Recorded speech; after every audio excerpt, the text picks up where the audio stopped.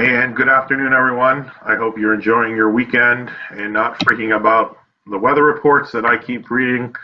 I just saw one 8 to 16 inches for us in the coming days. And this afternoon, I thought I would cover blizzard bags and hours versus days.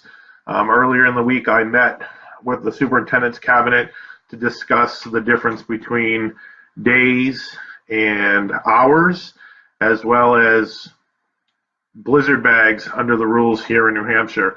So a few things before I start. I have some questions that people submitted already that I'll try to answer as we go and mention at the end. On the side of my screen, I do have a bar that if you have questions, I think we'll post there during the video. I'm not sure. If not, leave them on the post where I mentioned that I would be going live, and I will do my best to answer those as we go. When this is done, I will publish it and we can use it in an archive, so we'll be able to answer questions moving forward. So right now in Nashua, we have the 180-day option. In New Hampshire, you have two options.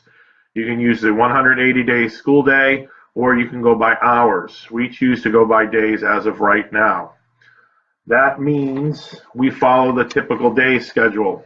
So we have to have 180 pupil days, and we have to have a calendar with 190 days. A lot of people think the MUs, the makeups on that calendar, are built-in snow days. They are not. Under the state Department of Education, we have to schedule 180 pupil days and a 190-day calendar, and in those 190 days can include staff development. So the first day before kids are 2 professional days in November and February, and other days for staff development and snow days. So that's where you get the 190. Because we're in a days-based calendar, we have to go 180 days. Right now, under state statute, elementary schools have to go a minimum of 945 hours a year. In the secondary level, 990 hours a year. That equates to our school days of 6 hours and 50 minutes for the elementary kids and 7 hours, 8 minutes for the secondary level. Now, we asked this question on Thursday when I was with the superintendent's cabinet, why there's a difference between the elementary and the secondary kids. And I don't have an answer. There has to be some historical reason, or it's just simply based on the 990 hours and the 945 hours. So the question that I've been getting a lot is, we already go more than the state minimums. The elementary school goes a little bit more than the state minimum, and the high school is just barely over the state minimum. So why can't we use that time? So when we establish our school day in the first day of school, that's 6 hours and 50 minutes and 7 hours, 8 minutes, which is contractual in the teacher's contract. That's our typical day. So even though we go over, we can't utilize any of those minutes. So another question I keep getting is, how about early release? If we go those 2 additional hours, can't we count those minutes? The answer is no, because early release is part of our typical schedule already. And under the state statutes, you can utilize a few of those school days as long as you work 3.5 hours and have early dismissal for professional development purposes, or in those rare cases when we have an early dismissal because of weather. The question about switching comes into play. Here's the issue, which can be solved, but the big issue, if we switch to hours, the first thing we need to do is equalize the school day. So right now, the elementary day is slightly shorter than the secondary level. What we'd have to do is equalize those days so they're the same. They have to be the same because with every delayed opening, which is 2 hours now, if you have 3 delayed openings under an hours-based calendar, you now have 1 snow day to make up. So we'd have to equalize those because we wouldn't want that kind of difference affecting the numbers moving forward. The big thing that sometimes we forget is we have hourly employees. And right now, cutting off days at the end will negatively impact those hourly employees. I'm sure there's a way to counteract that. As someone mentioned in their post earlier, Manchester switched from days to hours, and I have been in touch with their union to talk about that, and I have some more conversations and questions for them. And I've also called into their superintendent of schools office to see what the process looked like. Manchester had to actually add time to their school day in order to do this. I'm not sure we would have to add a significant amount of time or any at all, except that the high school and middle schools are very close to that requirement already, so we may have to tweak things a little bit.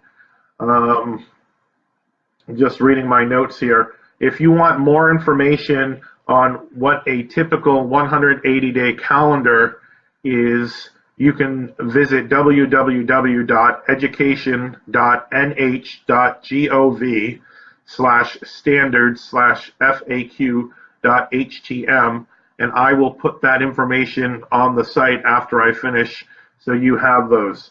I will contact those different districts as we go. One of the things I presented to the NTU Executive Board on Friday afternoon was to start looking at what the process in Nashua would be for switching from switching from a calendar schedule based on days to hours. That's something I will propose to the Board of Directors as we move forward, and I don't think it's impossible. I think we just need to look at all the factors that are involved and do it right and not rush into making a change that we don't take into account all the hourly employees.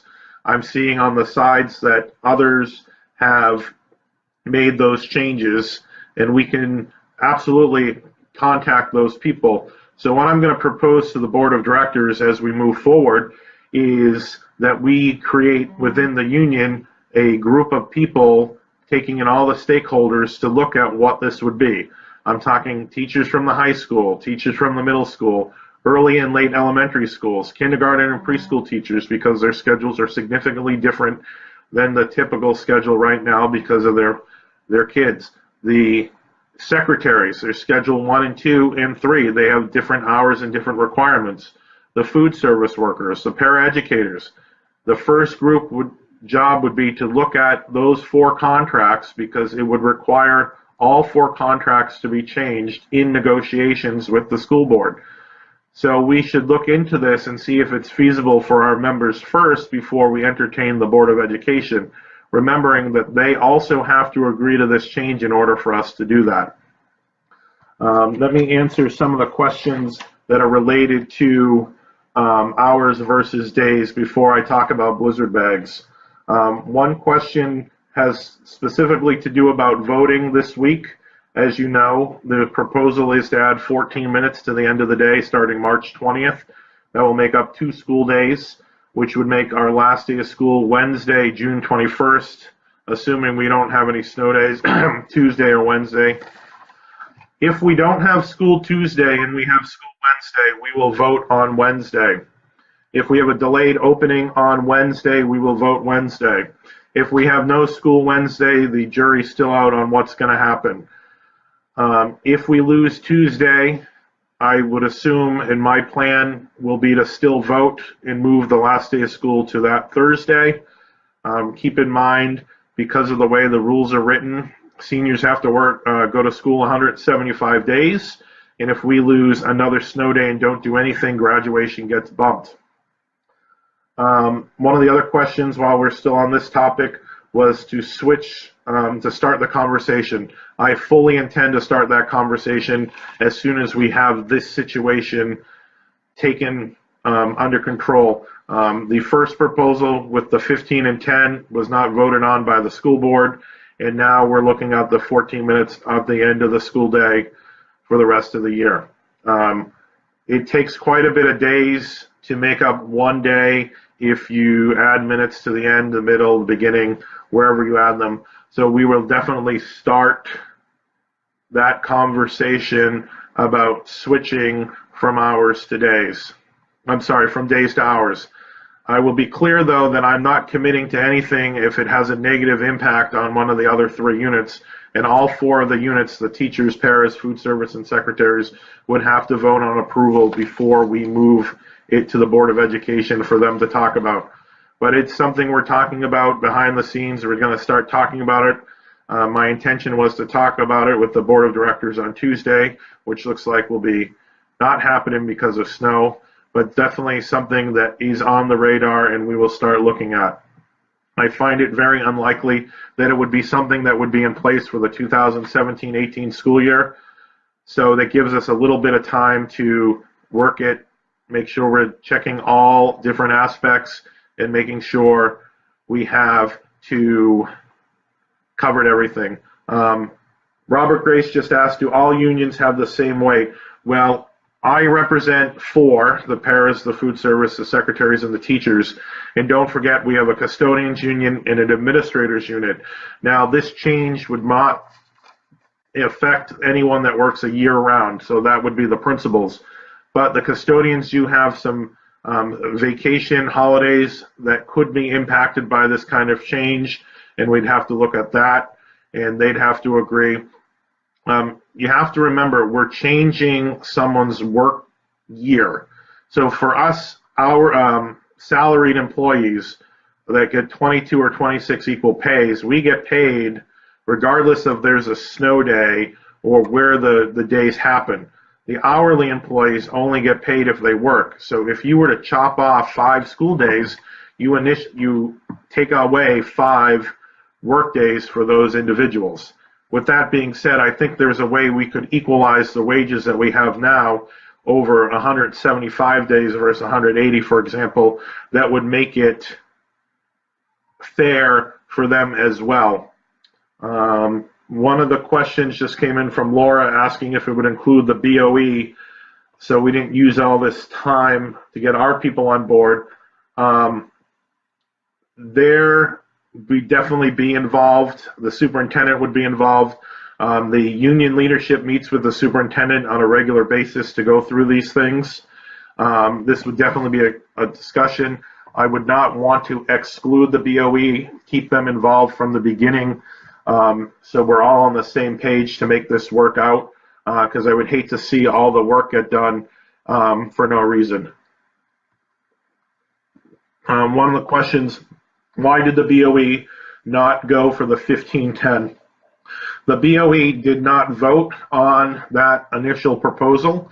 They instructed, and I believe the wording in the motion was they ordered the superintendent to meet with the union to come up with an option that only included end of the school day adding time. Their rationale was the high school right now starts at 7:20. If we bumped it out 15 minutes at 7:05, and they were concerned about kids getting to school on time, because there's an attendance issue at the schools, at the 2 high schools now with kids getting there on time, and they thought this would exacerbate that situation. So they asked for that. The concerns we have that I've been hearing from the 6 late elementary schools over adding just 14 minutes to the end, which I know is not much different than 10. If you work at a late school, as I did when I was teaching, our dismissal starts at 3:25. Buses start getting called around 3:30 if you're lucky. If you're lucky, all your buses are out of the loop by 20 minutes of 4. But at Charlotte, we had a bus that was habitually late. Nothing you can do with traffic and the way the route was set up. And there were days that we weren't leaving till 3:45, 4 o'clock, rotating the coverage of those kids. But if you're pushing dismissal back that kind of time, then you have concerns at the late school, just as they had concerns with adding time in the morning to the high school. I've said this before to anyone that has asked, there is no perfect solution to this problem that we have. We live in New Hampshire, we get snow. If you look back historically, there are some years we had very little snow or little snow that impacted the school day, and this year we're at 6 and we could be by the end of the week at 8. So we have to play it one step at a time. One of the questions that just came in from Sherry was if this would be something that we could look at for 2017-18. That's what I'm assuming you mean by next year.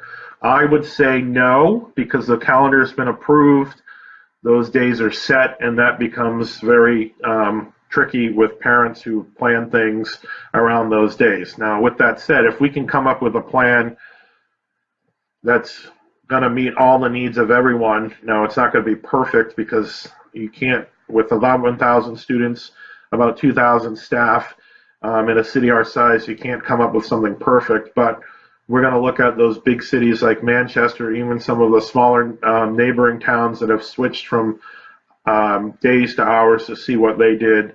I would suspect if this is something that's going to work, that I would see it in place for the 2018-2019 school year.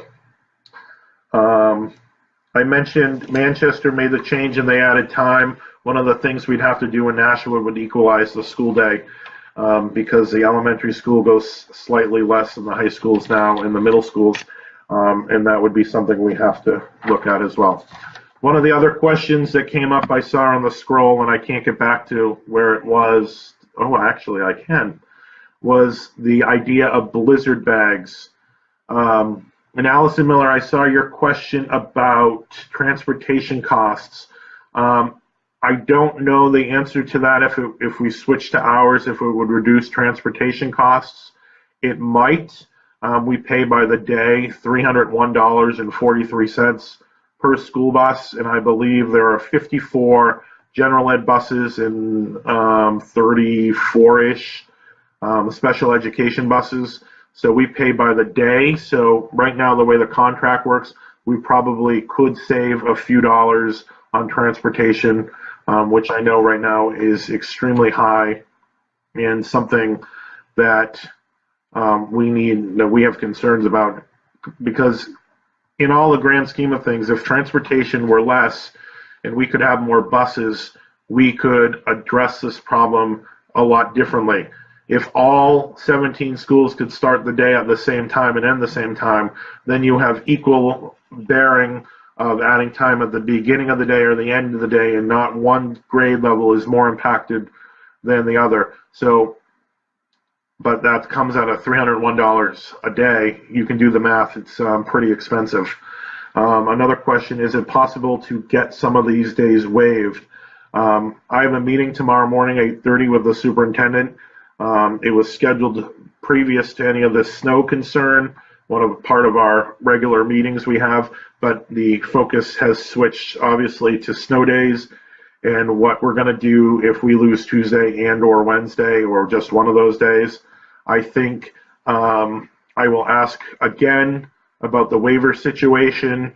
According to the DOE, that's New Hampshire DOE, they can be waived under circumstances, and I think 7 snow days would be, in my opinion, one of those reasons to do it. But in order to get a waiver, it has to be sent to the Department of Education, and the commissioner has to approve it, and that has to come from the Board of Education. Not just the school district can't just decide. The BOE has to be involved in making that decision. So I'll see what happens tomorrow morning now that we have extra days coming, unfortunately. Hope your snowblower is not put away yet. One of the questions we get a lot is blizzard bags. So blizzard bags sound like they're an awesome thing, and I know they're working in other school districts. So some of the basic facts. You can use a blizzard bag for up to 5 school days that are canceled because of unforeseen circumstances, so mostly snow days.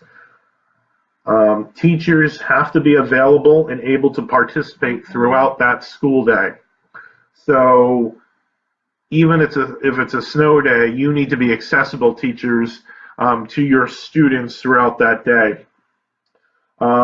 One thing that I'm not sure how they do it in other towns, although I've taken online college classes and I see how they do it, so I guess it can be done. There has to be the same rigor as if you were at school. Now, I took online classes for graduate classes, not for first grade math. So I'm not sure how that would work in the lower elementaries. Most of the blizzard bag communities that I'm hearing are at their upper levels. If you have information about elementary schools using them, I'd love to hear that as well, so I can be educated on that. The big piece that you need to know about blizzard bags, you need 80% participation district-wide, not school-wide, district-wide. So, for example, if Charlotte Ave only had 50% participation, it doesn't count anywhere else in the district. So keep in mind all that work and what would need to go into a day like that, and then think about all those kids that would need access to online sources. I know a lot of our kids come in with these smartphones and iPads, but we do have a significant part of our population that does not have access to online materials or the support at home to be able to access those things during those weather-related emergencies. People have talked about the public library and other places that may have web access, but unfortunately on days like that, we see that the public library and other places are closed because of the weather, similar to the schools. There is a whole list of information on blizzard bags through the DOE. If you Google New Hampshire DOE blizzard bags, it's like the second hit that comes up. Or you can go to www.education.nh.gov/instruction/blizzard-bags.htm. And when this comes back later edited, I'll have those links listed on the video. The other thing that you need to know is there needs to be a significant survey done of the district. All 11,000 pupils, etc., need to be surveyed with their parents, and the survey and information they're looking for is available on that website. If I was in the office and had my other screen, I could do that, but I'm actually in my basement hiding from my kids right now. Don't tell them that I'm down here. And you would also have to provide samples of what your lessons would look like for each grade level in each class, and you'd have to run a pilot of it. And what I mean by that is you'd have to designate a specific day that you would run through this entire process to see if it works. And guess what? That pilot day does not count as a school day. So you're giving up a school day to test something that may not work. I understand some of the smaller districts do this. I have concerns about some of our population not having access and them missing out on that school day. When you think of blizzard bags, you think of, I was thinking that it was work you sent home and they did, and then the teacher corrected it or went over it the next day. It's not as simple as that, and I think that's because I don't think the DOE wants to give something that, for lack of a better term, lessens the experience of that school day. Now, I saw some arguments about what school looks like in June on those hot days, and I understand that too as a fifth grade teacher in a school that did not have air conditioning or any kind of air flow system. But I think our best bet right now is to look and see what it looks like to move from days to hours and how that will impact our schools and our staff and our parents and our families, because I think all these stakeholders need to be involved. And from what I can do from my office is at least start with the 4 units I represent and get that communication flowing with those people and with the people at central office and the BOE, and see if this is something we can look at for the future moving forward to build in some of that time so we're not scrambling like we are now to vote and make changes to the school year, which has been a challenge so far. So I think I've answered all the questions that I have. I do see on my phone that it's blowing up. I wonder if that post itself has some more questions. So let me go to that and see if I can get those questions pulled up right now. And if I had my other computer screen, I could do this while I'm doing it. Let's see.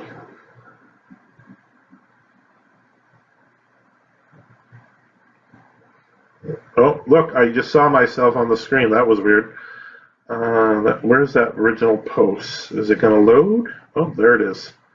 I have 4 comments, and I answered all of those. So I guess for now, unless there's any other questions that pop into the side, we'll leave it at that and see if we can do that. Be prepared. You'll be getting information on this if we move. Well, I'm planning on moving forward, but I need to talk to the board of directors first about this committee I'm forming about days to hours, and be looking forward to that. I hope this was helpful. When I'm done, we'll do some editing, put some screen caps on the bottom, and post it to our website and Facebook. So if you missed some of it, or you know someone who has questions about it, they can utilize it, and we can have it for future. So I hope you enjoy the rest of your afternoon. Let's hope maybe by some miracle this storm blows out to sea. But as I was sitting here, I don't know if you can see. Oh yeah, there we go. Blizzard Watch expands. Hey, isn't that fun? So it looks like we're going to get some snow, but the good thing about March snow is it melts very quickly, and we'll have to see from there. So I hope you enjoy the rest of your afternoon, and have a good evening, and we'll see you all back at school tomorrow.